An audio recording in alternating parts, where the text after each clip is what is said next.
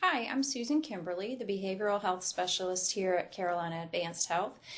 December's in full swing, and you may already be feeling some of the effects of the mixed bag that can come with this time of year. Both the good times with family and friends and special activities, as well as the seemingly overwhelming demands and frayed nerves that can come along with it. So I'm going to talk about some strategies to help you cope with the potential pitfalls that can come with the holiday season. Coping with holiday stress.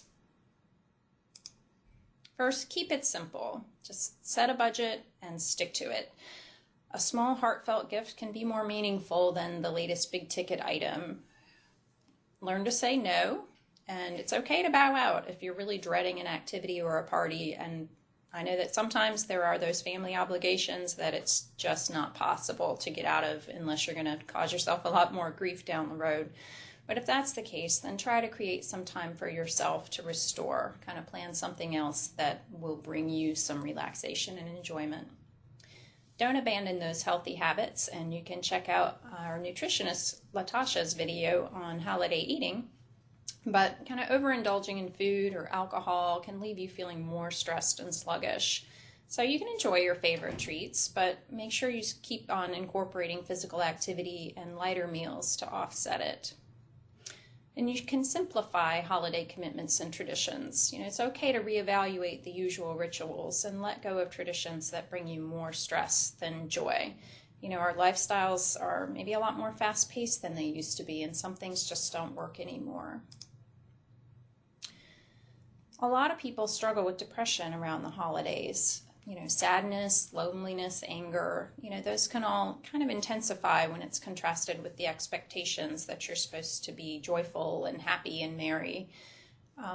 Holidays sometimes can be associated with unresolved family issues or conflicts, painful memories, and you might be feeling isolated from other people, either by physical distance or emotional distance.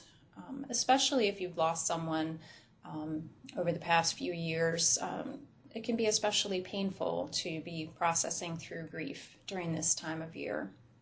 Sometimes we reflect back over the year and, have feelings of disappointment or regret, things that we wanted to do or accomplish, or, changes in our lives that we feel like weren't for the best. Family dynamics, separation, divorce, other life transitions can cause significant distress, and it can be hard not to dwell on the way it used to be. Unemployment or financial problems, especially painful this time of year. It seems like everyone is out shopping, your kids are wishing for items that are just financially impossible for you. It can make you feel like you're just not measuring up to what everyone else is doing. It can also be an opportunity to focus on the non-material strengths in relationships and families. So how do you cope with this? First, just acknowledge the feelings that you're having. You can't force happiness just because it's the holiday season, and it's okay not to feel interested in the festivities, or if you're feeling sadness and grief, to cry and let some of that out. You can try to set aside some differences for this time of year and just accept your family and friends as is, even if they don't live up to your expectations. That doesn't mean, however, that you have to put up with, any kind of toxic behavior, people who, through their negativity really drain you of energy, substance abuse, emotional or verbal attacks. Take a breather, and if you're in a checkout line, the airport, at work, just driving to your least favorite relative's house, just taking some slow, deep breaths can help you restore some inner calm and put things in perspective.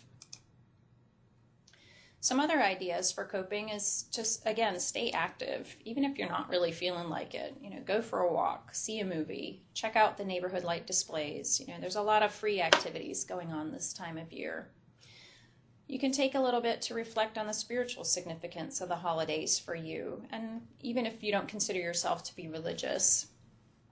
And if you're feeling alone or isolated, sometimes volunteering your time to help other people can help you feel engaged and needed, particularly when it feels like everyone else has somewhere to go or family to spend time with.